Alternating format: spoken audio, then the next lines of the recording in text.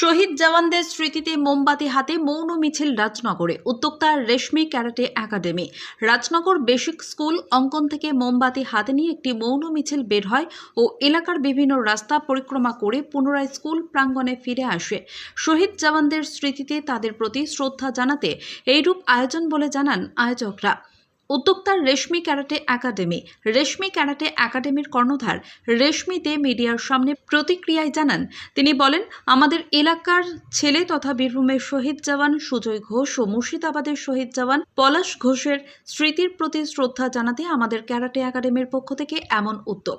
এখানে যে সমস্ত ছেলেমেয়েরা ক্যারাটে প্রশিক্ষণ নেয় তাদের কাছে সেনা জওয়ানদের দেশের প্রতি ভূমিকা, আত্মত্যাগ ও অবদানকে তুলে ধরতেও আমাদের এমন প্রয়াস। হাজির ছিলেন রেশমি দে ছাড়াও ক্যারাটে শিক্ষক সিদ্দিকী মিয়া, অভিভাবক অভিভাবিকা, ছাত্র ছাত্রীবৃন্দ প্রমুখেরা। মৌন মিছিলের সামনে, পাশে ও পিছনে রাজনগর থানার পুলিশ আধিকারিক ও কর্মীরা সঙ্গে ছিলেন। আজ আমাদের মধ্যে নেই সেনা জওয়ানের দুটো ভাই, তাকে আমরা হারিয়েছি। আমাদেরই বীরভূমের ছেলে একজন, তার নাম সুজয় ঘোষ, এবং মুর্শিদাবাদের একটা ভাই, তার নাম পলাশ ঘোষ, তাকে আমরা হারিয়েছি।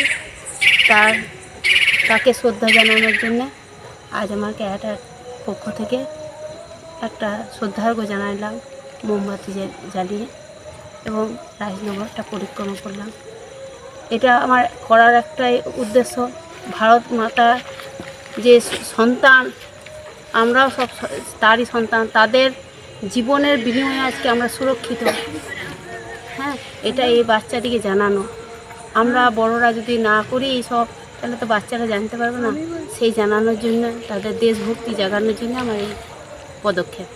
আপনার নাম এবং পরিচয়? আমার নাম রেশমি দে, আমারই এই ক্যারাটে একাডেমি, রেশমি ক্যারাটে একাডেমি। এই ক্যারাটে একাডেমি থেকে উদ্যোগটা নেওয়া হয়েছিল আজ? আচ্ছা, সঙ্গে ছিল আমার ভাই সিদ্দিক মিয়া। আচ্ছা, উনি এটা শিক্ষক হিসেবে আছেন? শিক্ষক হিসেবে, তারপরেও আমাদের সব গার্জেনরাও ছিলেন কিছু? আচ্ছা, ধন্যবাদ। বীরভূমের রাজনগর থেকে মোহাম্মদ শফিউল আলমের রিপোর্ট, সোজা কথা নিউজ।